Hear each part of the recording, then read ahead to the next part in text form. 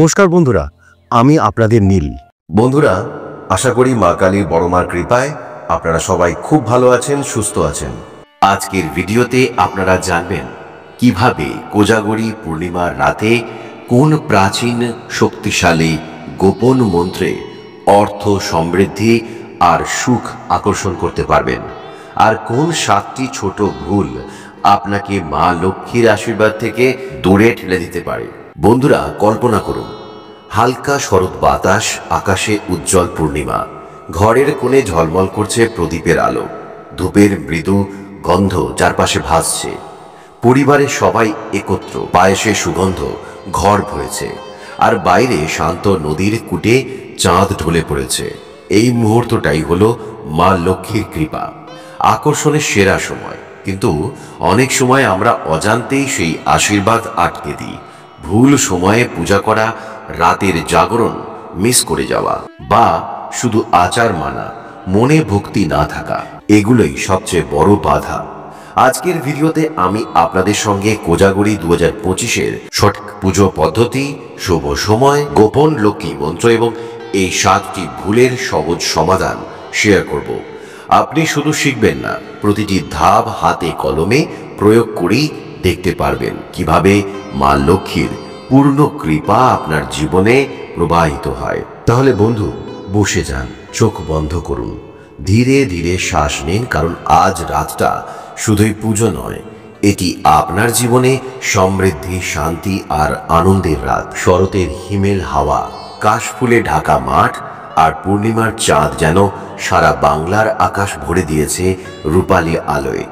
চারিদিকে প্রদীপ জ্বলার গন্ধ, ধূপ ধুনোর মিষ্টি সুবাস, আর পরিবারের একসাথে বসে থাকা, এ যেন অন্য এক পৃথিবী। ইটস নীল 01-এ আপনাদের স্বাগত জানাই।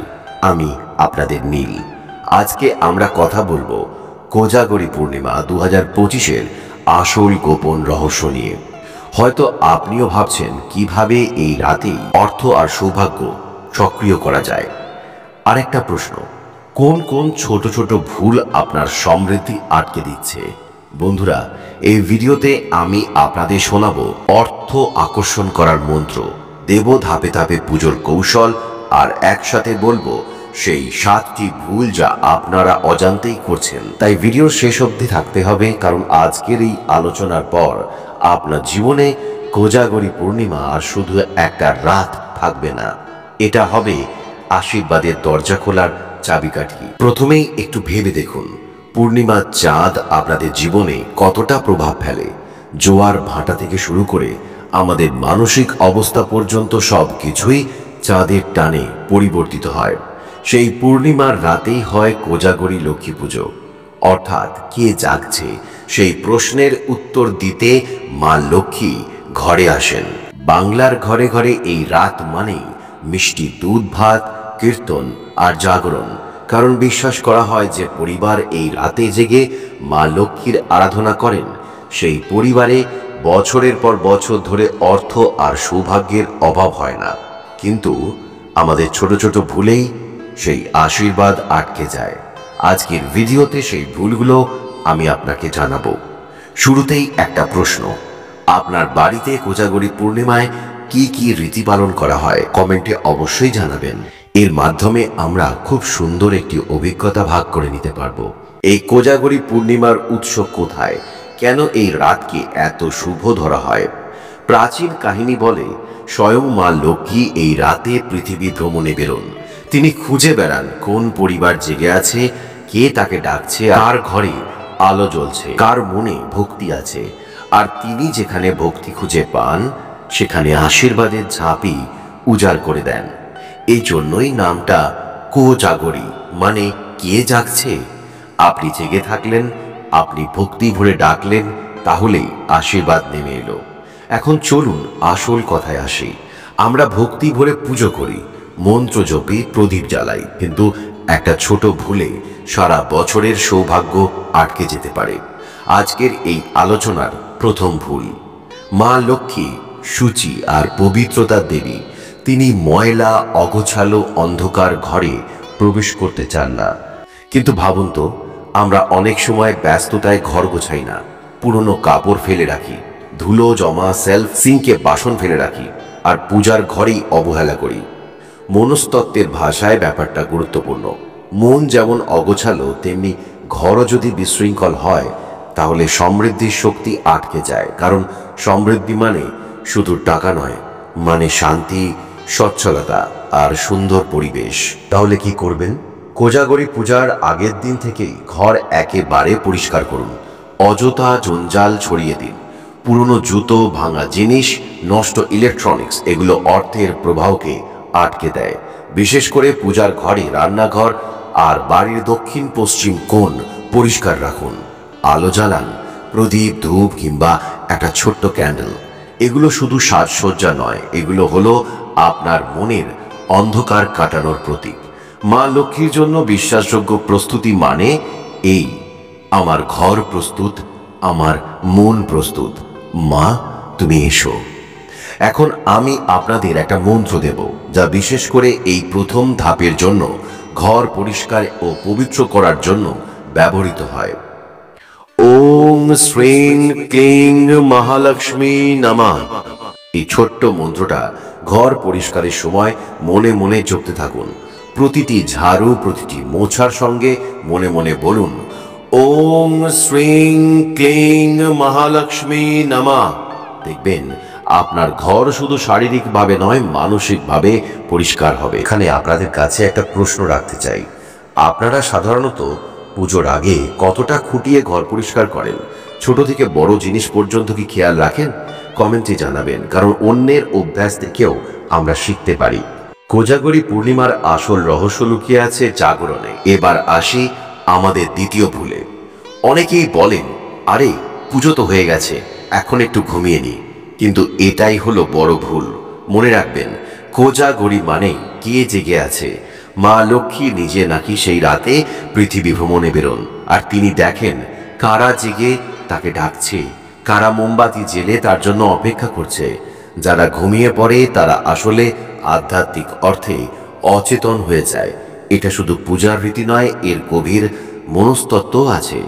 রাতের নীরব সময়ে আমাদের মস্তিষ্ক আলফা থিটা তরঙ্গে চলে যায়। এই সময়ে আমরা স্বপ্ন দেখি, কল্পনা করি, আমাদের অবচেতন মন সক্রিয় হয়। যদি এই সময় আপনি জেগে থাকেন, মন্ত্র জপ করেন, কীর্তন শোনেন, তাহলে আপনার অবচেতন মন সরাসরি সেই স্পন্দন গ্রহণ করে।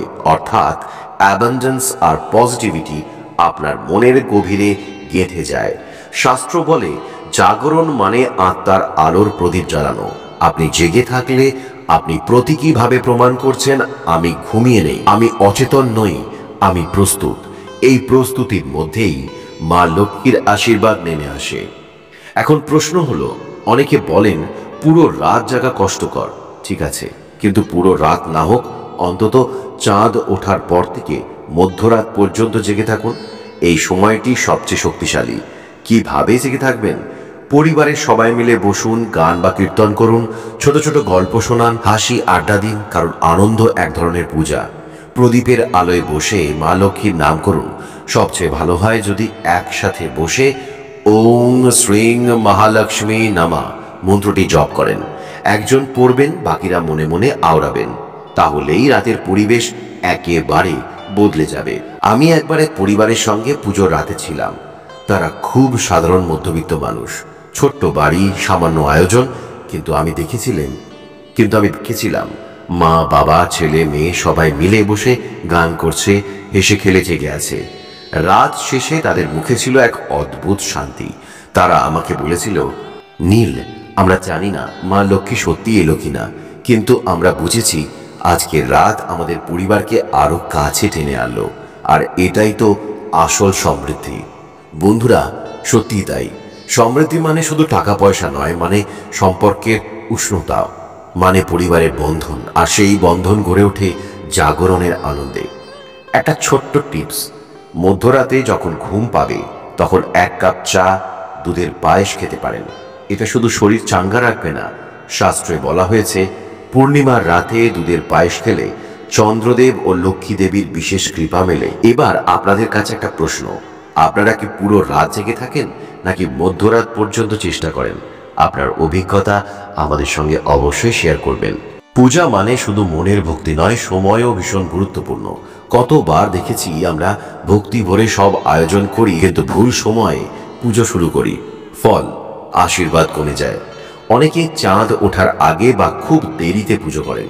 কেউ কেউ আবার তিথি কখন শেষ হচ্ছে সেটা জানেন না। শাস্ত্রে বলা আছে, যদি তিথি মেনে পূজা না হয় তাহলে পূজার শক্তি অর্ধেক হয়ে যায়। মনোবিজ্ঞানের দিক থেকেও ব্যাপারটা সত্যি। যখন আমরা সঠিক সময়ে সঠিক ছন্দে কিছু করি, তখন আমাদের মস্তিষ্ক ও মন দুটোই ফ্লো স্টেটে চলে যায়। এটাই অ্যাবান্ডেন্স আকর্ষণের আসল অবস্থা। সময় মেনে পূজা করার জন্য একটা মন্ত্র খুবই কার্যকর।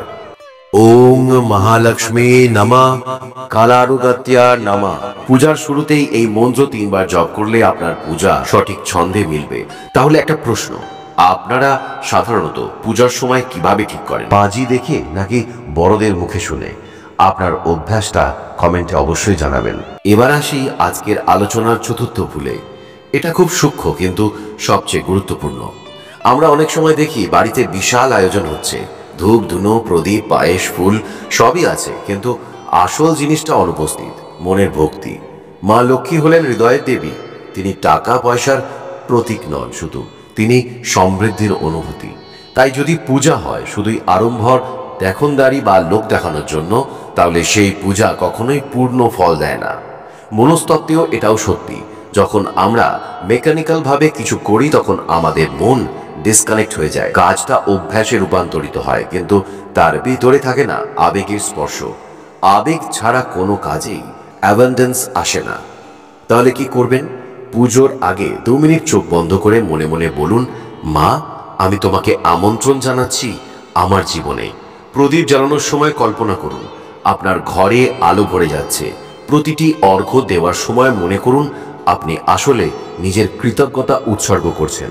কারণ ভক্তি মানে গ্র্যান্ড অনুষ্ঠান নয়, ভক্তি মানে সৎ মনোভাব। এক মুঠো ফুল, একটা প্রদীপ, কিন্তু মনের ভক্তি থাকলে সেটাই সবচেয়ে বড় উৎসর্গ। চলুন একটা ছোট অ্যাফার্মেশন বলি। আমি কৃতজ্ঞ আমার জীবনে যা কিছু আছে তার জন্য। আমার হৃদয় খোলা আছে আশীর্বাদের জন্য। এই লাইনটা কোজাগরীর রাতে বারবার মনে মনে বলুন। দেখবেন আপনার মন ভরে যাবে শান্তিতে। আপনাদের কাছে একটা প্রশ্ন রাখতে চাই, আপনারা পুজোর সময় সবচেয়ে বেশি কি অনুভব করেন? ভক্তি, আনন্দ নাকি দায়িত্ববোধ? আপনার এই অভিজ্ঞতা কমেন্টে জানালে অন্যরাও অনুপ্রাণিত হবেন। মা কালীর কৃপায় সবাই খুব ভালো থাকুন, সুস্থ থাকুন। নমস্কার।